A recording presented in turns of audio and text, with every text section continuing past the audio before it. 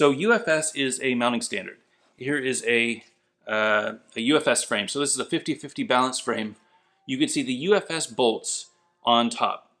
So UFS mounts on top. So the UFS standard is a loosely, it's well-defined but loosely communicated standard. The holes are 167 millimeters apart. So from here to here is 167 millimeters. These little circle areas are 20 millimeters in diameter. So this is 20 millimeters, this is 20 millimeters. I don't know how to do geometry, but whatever the radius would be, what, half of that, so 10 millimeters from the center of the thing. If you had a 20 millimeter circle and you stuck it in there, that would be 20 millimeters. And it sticks down 3 millimeters. So if you had a coin that was 3 millimeters thick, you stuck it in there, it would be completely flush.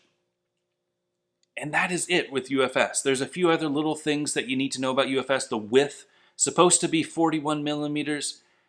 It's kind of loose now. I think people over the years have stopped making frames that are 41 millimeters. Some of them are a little thinner. And as a result, some boots are a little thinner. So you're going to have a problem fitting some UFS frames on some UFS boots and sole plates, unfortunately. But those are the basic numbers. 167, 20 millimeters, 3 millimeters, and 41 millimeters. That's kind of the standard. Now, why do you need that? Well, sometimes you get a frame, a skate, that is a single piece. So you take the USD Aeon, for example. This is a single piece boot. This frame is not removable.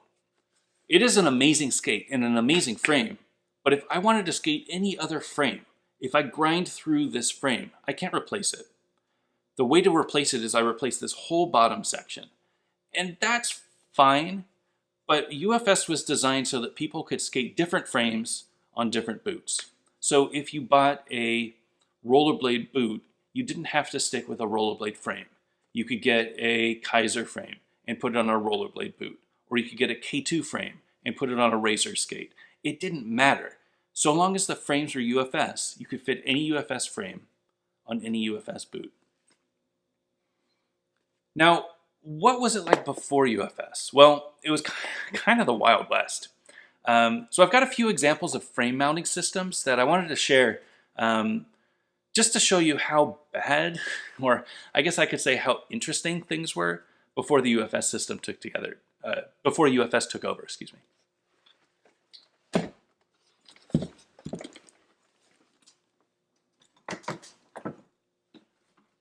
So first of all, we've got the grandfather of all aggressive skates. This is the rollerblade TRS. And I use this a lot. This is the first skate that I ever skated. This is a standard rollerblade, what you think of when you think of a rollerblade skate. This is the rollerblade TRS. This boot mold is the same as the Rossi's mold, so you'll see a lot of styling similarities to the, there's the V13. You'll see a lot of style similarities to the V13. They look very similar. This one, on the other hand, was made in 1980, maybe 91 or so. And this was, I purchased this last year. So very similar styling, though. You can see it's just a very similar looking boot. Very classic. The way these frames mounted was with rivets. So that's how hockey skates are mounted. Hockey frames are mounted to hockey skates. So they rivet these frames on. And what a rivet is it's basically like, kind of like a nail, where you'd stick a nail in through the boot, from the frame through the boot.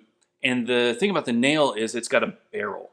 And there's like a thing that opens up the barrel, like a, when you have like a stack of papers and you've got like that, what is that thing? There's like a brass paper wedge that you stick through and then opens up the two things like that. You find them in folders and stuff. That's kind of like what a rivet is like, but it kind of makes this little flower on the inside. It is a really strong way to mount a frame to a skate, a frame to a boot, but it's not replaceable. If you wanted to put a replacement frame on this, first you'd have to get everything out and get a drill and start drilling out the rivets. Or you could get a rivet press and you pop the rivets out. It was a serious ordeal. It required a lot of equipment. It was definitely dark times for customizing frames. So nobody switched out these frames. If anything, they would modify these frames. They'd make grooves out of them. They'd put grind plates on them. But you were pretty much stuck with the frame that you got. Really cool, though. Next on the list, I think, is the K2 Fatty. Again, these weren't replaceable, but a very progression of the riveted frame. So these are also riveted. You can see the rivets on the bottom of the boots. These frames were different, where the frame also included the sole plate. So the frame and the sole, while it was a little bit like that on the TRS, wasn't really a sole plate. It was just a mounting area for the frame itself. You need a little bit of a foot in order for that frame to sit on the boot. So this was the K2 Fatty. This mounted with the rivets, and then on the side it looks like it had, I don't know if it had rivets in there or what it did, but this whole bottom piece, the sole piece and everything, the frame, this was all part of the same design. To be honest, it's kind of similar to the USD Aeon in a lot of ways. This whole bottom part of the Aeon is a single piece as well. The only difference is that the Aeon is the full boot, whereas this is just this riveted section. So if you wore through this K2 Fatty, they were toast. You couldn't do anything with them. But they were really cool. This was an amazing frame design. And at the time, this was the most progressive skate. I mean, for years to come, K2 did an amazing job with this skate. So around the time of the K2 Fatty, this Fatty probably came out in 1996. Probably going to be wrong about that, but maybe 96. People started experimenting with frame mounts. And I don't have all of the different mounting options here, unfortunately. But one that I do have, thanks to my friend Steve Johns, who sent me these skates, is the Rossi's Fifth Element. So these are the Rossi's Fifth Element. These are actually, they say Fifth Element on the back. It looks like they're like I don't remember this model, but I never skated these skates. These skates don't look like they've ever been skated. These wheels are fresh. And they're still the Rossi's 5789, in case anybody is curious what the hardness and size of these wheels was. 5789, big old split. This frame came really low, came with a grind plate so that you could do your grinds. This was a really interesting frame. So the frame and the shell, just like the K2 Fatty, was all part of one piece. So this sole, this frame, it's all part of one piece of a sole system. What's interesting about this is that it was replaceable. So you could take 1, 2, 3 bolts off, and you would hold on here and you just pull it off, and this whole bottom piece would come off. And there's these little, I don't really want to take it off right now because it's going to take a little while, but there's these little triangles that are underneath these bolts. And the bolts fit through. They're axle bolts, just like the axles that you'll see on the wheels. And that's how these frames sit on this skate. That's a fascinating design. Same with the H-block. I bet the H-block, you could probably go straight through the H-block. Really cool design. I don't know that anybody ever swapped out the frames, though. This was one of those times when it was like, by the time that you wear through your frames, you probably wore through your boot. And there wasn't an aftermarket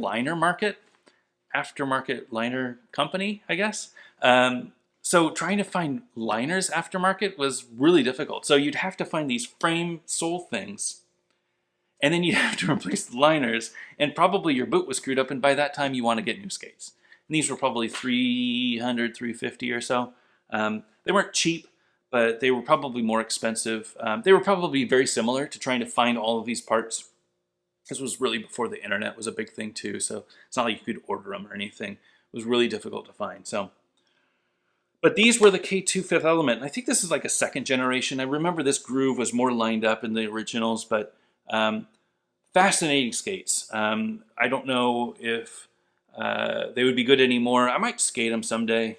I mean, these skates look like they want to be skated, so I might try them on. They're a little heavy, to be honest.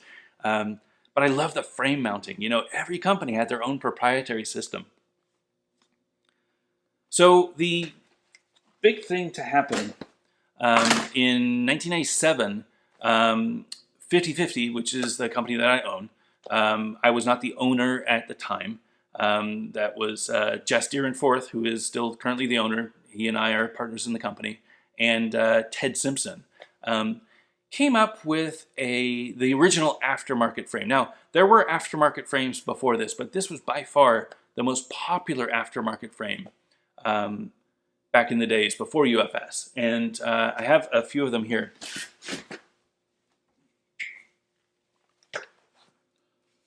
So this was the original, well, I mean, second generation of the 50/50 frame. So this is the non-UFS frame. It is very different than the current UFS frames that you would find now. So it fit, 58 millimeter wheels probably. It had an internal arch system. It was designed for grinds. It had a really tight groove, but with a preset groove so that you didn't have to break in your skates. These were pretty great. I didn't design these. Ted designed these with a lot of input from John Julio and Champion Baumstimler and Jess and myself. But this was a pretty brilliant design. And I used a lot of this design in designing the 50/50 UFS frame and the balance frames and the core system frames and all that. What was brilliant about this frame was the mounting system. So I don't have any of them here. They're really hard to find.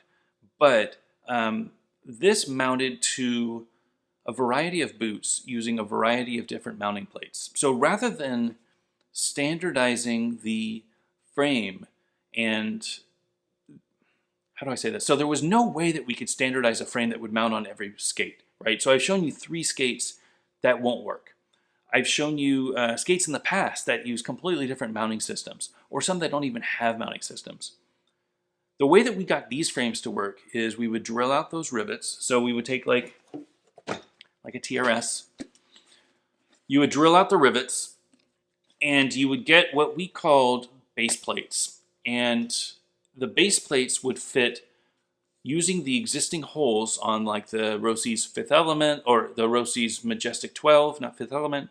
The Rollerblade TRS, the Majestic 12 was probably the primary skate that we were going after. So at the beginning, that was the skate. So you would drill these out, pop off the frame. You would put base plates in and use these things called anti-rivets. So we designed this thing called an anti-rivet, which is a screw and then a little T-nut that sticks through the inside. So it's kind of like a rivet, but it's not a rivet, anti-rivet. They were replaceable, so you could replace your base plates. Our thought was that you're going to grind through your base plates at a different rate than you were going to grind through your frame. So why not give you the option to replace the base plates at a different time than the frame? You know, ultimately, nobody ground through the base plates that quickly, so we didn't go through that many and we didn't sell that many. But I think it was a great design. And if you look at this frame and you put a 50/50 frame on top of it, you see where we were going, right? So it had that raised heel. Just like this frame has a raised heel, so this mounting area is taller than this mounting area. This 50/50 frame, same thing. So the base plates under here would mount with these 50/50 frames on top. Now what that gave us the ability to do is not just use these frames to make a better grinding experience, but we could modify the base plates. So you look at this TRS, we made base plates that would extend all the way out to the edge of the boot. And this thing in the back, you know, this sole area was pretty bad. We were actually grinding on this little fin. We would make something called the juice system. So the juice system came up like this and it came out and it had this angle, which was like a 12-degree angle, which gave you less resistance on sole grinds. And it came out far so that it was a flat sole, so that when you were doing sole tricks, if you were skating and you were doing sole tricks with this, you were kind of like this because the heel was higher than the front, than the ball of the foot, right? With the juice system, you could sit like this. And you could roll over and you would get a really good lock. So that was the juice system. That was the 50/50 frame. They were really popular. We sold a lot of those frames. They ended up getting on the let's see, we made adapter plates for the Razor's flats. We made adapter plates for the Elliots, all the Razor skates that had that channel in the middle. We made adapter plates for the Oxygen Argon. We made adapter plates for the Solomon. And we made adapter plates for the USD Throne and the USD Cyrus. And the Throne and the Cyrus were probably the big sellers because USD wanted to do an OEM deal. And what that means is they wanted to sell skates for their pro riders that incorporated frames that our pro riders endorsed. So we had 50/50 frames on a lot of their skates. And that was huge. You know, that was what really put 50/50 frames on the map. At the time, it was like 1999 or so, the sport was booming. And people wanted to get more, there were more companies that wanted to get into skating. And one of the biggest companies that wanted to get into skating was Salomon. Salomon traditionally was a ski company. And they saw this rollerblading thing and they were like, hey, how do we get into the rollerblading thing? So they designed a few skates. They designed a skate called what was their first one? SD9, I think. Somebody's going to fact check me, but the original Salomon skates, I actually have a pair of the UFS Salomon skates, and this is kind of jumping ahead, but I'll show you what they look like. So these are the STIs. So these are the Salomon skates. The original Salomon skates, the aggressive Salomon skates, you know, these look like aggressive skates, but back in the days, they didn't look like this. So the biggest change is that this flat sole, just like this, this Rossi's Fifth Element, right? So you can see the evolution. So it was a flat sole. Same flat sole that we introduced with base plates, they were able to do with their skate. And now Salomon took it one step further and said, hey, let's not stop at a flat sole. Let's make the whole frame mount flat. Now, why would they do that? Well, if they could make the frame flat and the boot flat, that means that they had more material to play with for shock absorption. So the Salomon was the first skate that I know of that had a shock absorber built in. So where you see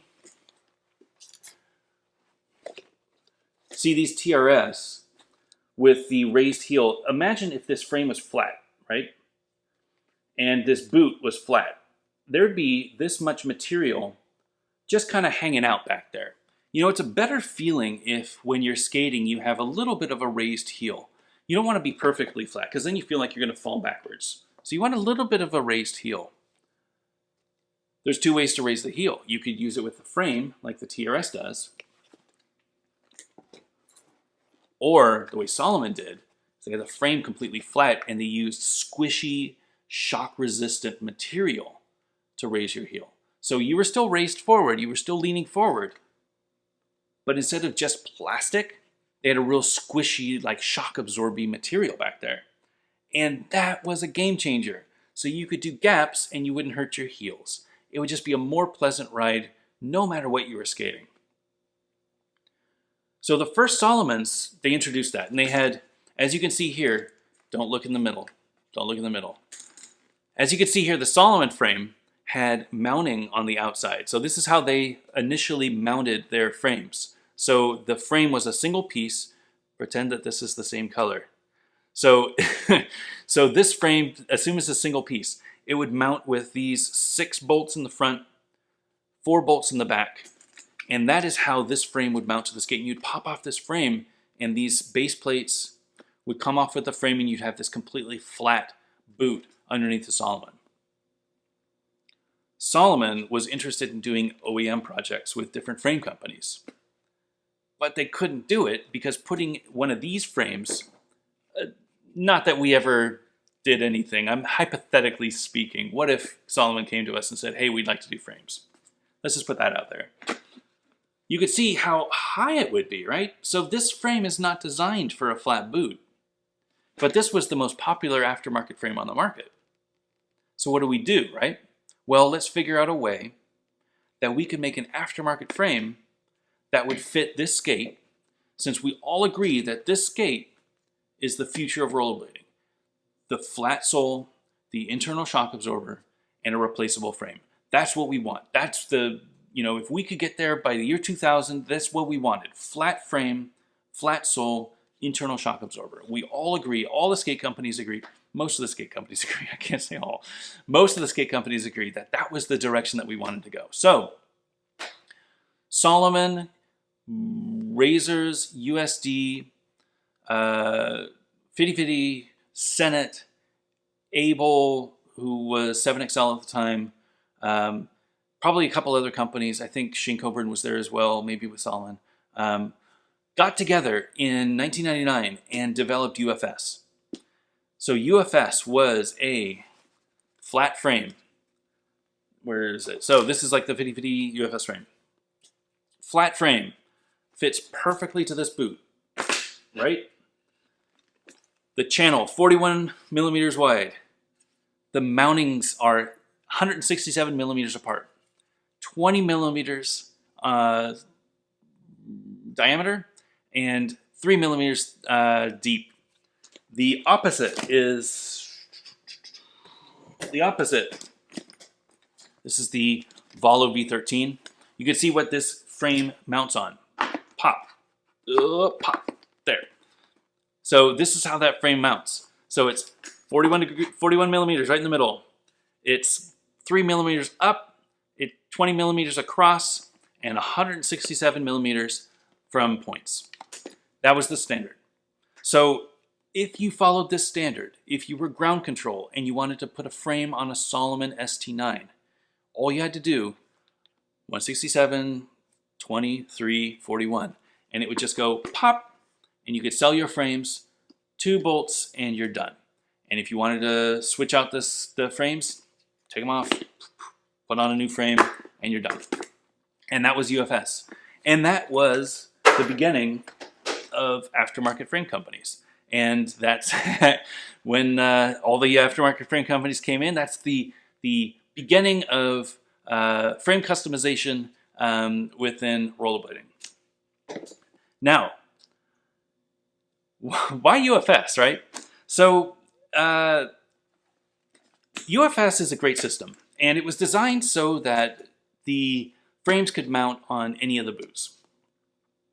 So you could get a UFS frame on a size 9, and you could put a UFS frame from a size 9 onto a size 8 or onto a size 11. It wouldn't matter because UFS doesn't care about the length of the frame.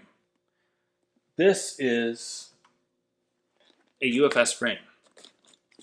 This is longer. This is about the same size. Let me find a long UFS frame. Hold on. Where's my R100s? Here we go. This is a UFS frame. This crazy long frame mounts on this size 8 boot. So I can just put this frame on and it will fit because it follows UFS. This is a little weird. It's got extra holes for moving things forward and backwards. But it's UFS, 167 millimeters, 20 millimeters, 3 millimeters, 41 millimeters. It fits. I've got the Volos. I had the Volos. I lost the Volos. Here they are. Volos. Whoop. Look at that. So this is a crazy long frame.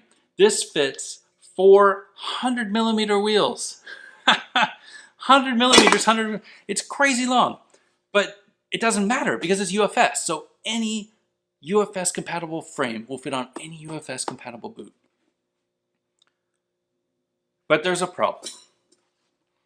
So UFS is 167 millimeters from from the 2 bolts, and I think I've said that enough. You know that number, 167.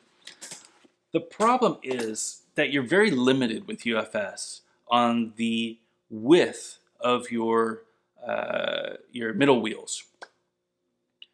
So if you wanted, say if you had a size 10 or 11 or 12 skate, and you wanted a longer wheelbase. So you wanted something like 270 millimeters from 1 to 4, which is fairly standard, right? 270 millimeters is like a large frame. That's what 50-50 large frames are. That's what Volo frames. Where's this Volo frame? This Volo frame, this 270 millimeters. This is a large, this is a medium. So this is a medium 50-50 frame. This is a large Volo frame. You can see they're close, but it's an extra 20 millimeters. The reason why you want a slightly longer wheelbase is if your foot is bigger, you don't want the wheels to be underneath your feet, right? You want to be able to see your wheels. You want to be able to carve and your balance be centered on your frame instead of, if your wheels are too short, it feels very squishy and really fast carving. You'll see that a lot with slalom. So if you had a slalom skate, you're going to have a really short wheelbase. Some slalom skates are like 230, even 210, which is crazy to me. But if that's what they want, that's what they want. They want to be able to go really fast on one foot. If you're an aggressive skater, you want the biggest split so that you have less wheel bite, and you want the right wheelbase so that you can still carve, but you still have stability. And 270 is a pretty good wheelbase, but how do you get a big groove if you've got 270 millimeters and you've got these bolts at 167, right? So I showed you the USD Aeon. This is the USD Aeon. And this is, in my opinion, the best frame for a skating flat. It is a maximum of 60 millimeter wheel. It has a 270 millimeter from 1 to 4. 270 millimeter? Yeah, it's 270. Yeah, 270. Maybe a little longer. 270, 274 maybe.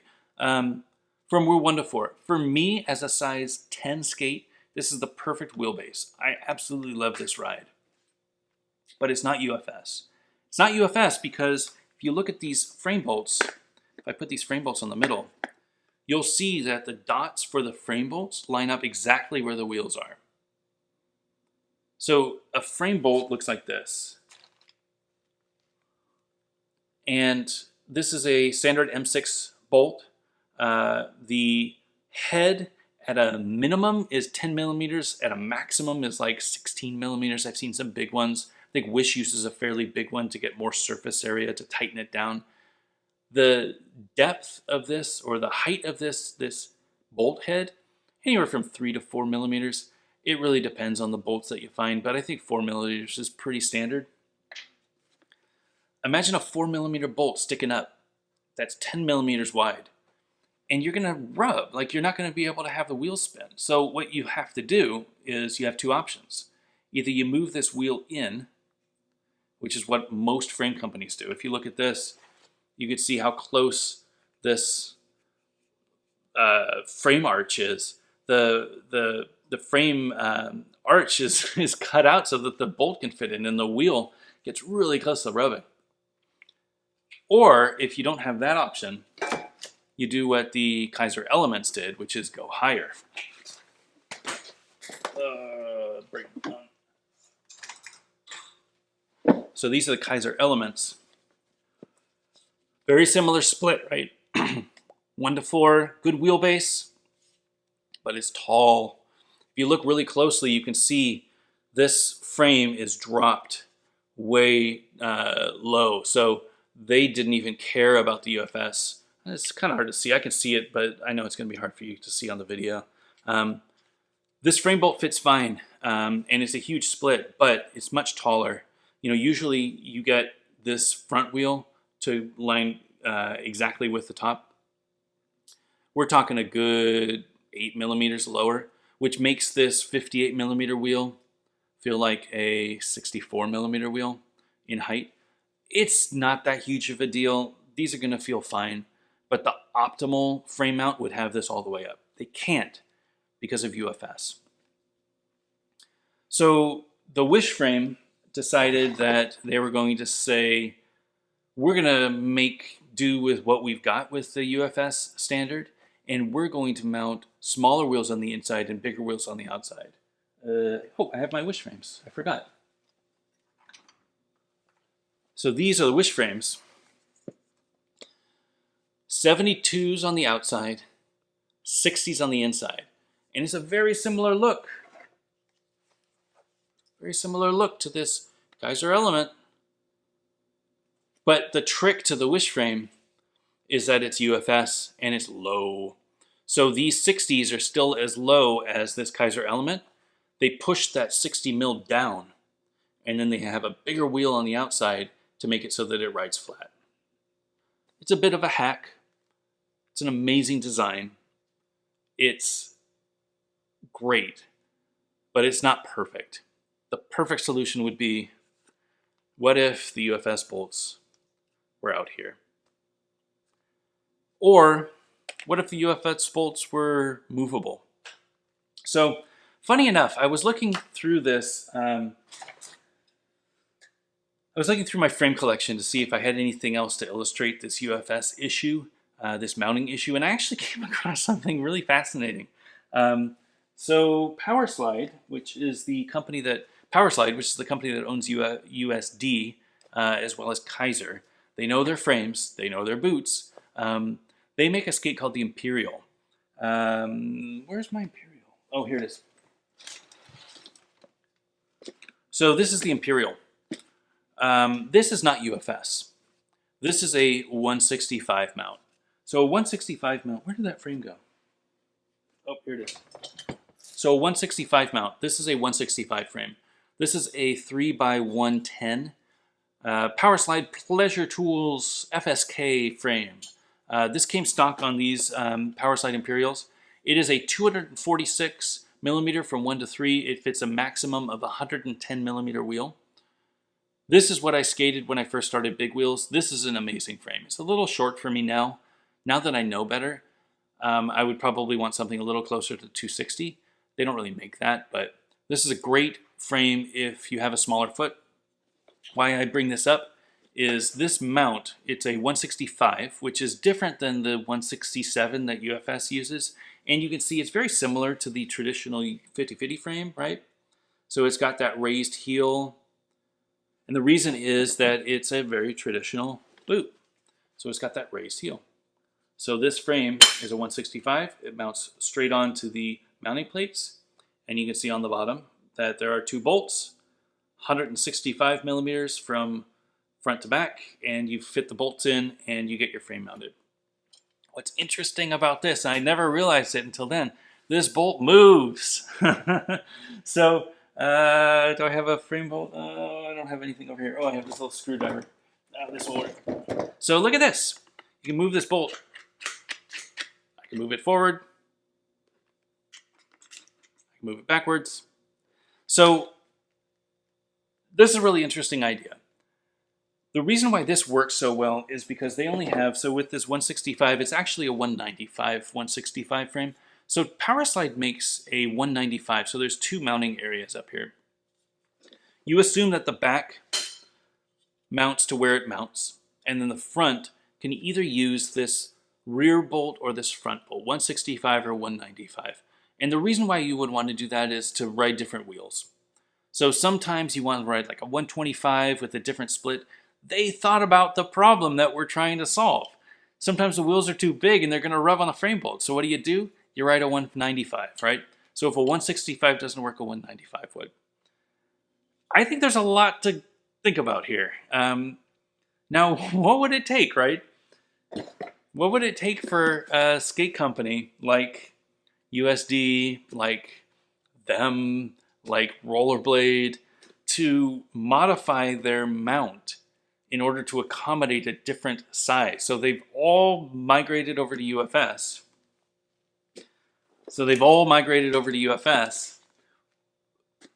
What would it take to move this? Well, it would take a lot. So not only do we have this nub problem, notice that the 165 frames, they're completely flat on the top. You know, that 3 millimeter and that 20 millimeter that you see on the UFS, that doesn't exist. So you could mount these frames and you could slide them forward and backwards a little bit. You could slide them on the base a little bit so that it gets you that perfect position for skating. These, you're stuck. You're not moving this anywhere because, dropping things now, because the nubs, the UFS nubs are set in stone. You're not moving these things. So if we were to do a revision of UFS, first thing we'd have to do is get rid of the nubs. That means that the boot companies would have to make some changes. Not impossible, but it would have to make some changes. Get rid of the nubs, do something about some sort of a slidey mounting system. Doesn't have to be both, but I think both would probably be smart since we're talking about grinds and we're talking about having an equidistant, symmetrical frame. But I could see in the future some way that this is a flat mount with a hole, whether the hole's here or here or here, and having some sort of a mount on the bottom of a UFS boot, UFS 2 boot, where this mount slides forwards or backwards. Maybe it locks in with some sort of a teeth system so that it doesn't slide around. We're not worried about the left and right, what is it called? Pronation and postnation? I don't know what the names are. We're not too worried about that as aggressive skaters. We want this frame to be center so that when we land, we have this nice, solid control when we're landing gaps or spins or off of grinds. So something that would just allow us to move the frame forward and backwards so that these bolts would always be centered, so that our groove was centered in the middle of the frame, the middle of the boot, and we could still mount them in and get the largest split possible, or whatever split we wanted, without having to worry about 167 millimeters from 1 to 4, or from front to back. I don't know that UFS 2 is ever coming. Honestly, I think UFS is pretty good. I'm a huge fan of it. I wouldn't be making UFS frames if I didn't believe in it. It's what we've got. And the fact that the frames that I made, do I still have those? No. The frames that I made back in 2001 still fit on the boots that I bought from Oak City Skate Shop in 2016. That's saying something. It might be saying that this standard is old and we need to change it. But it might be saying that if it ain't broke, don't fix it.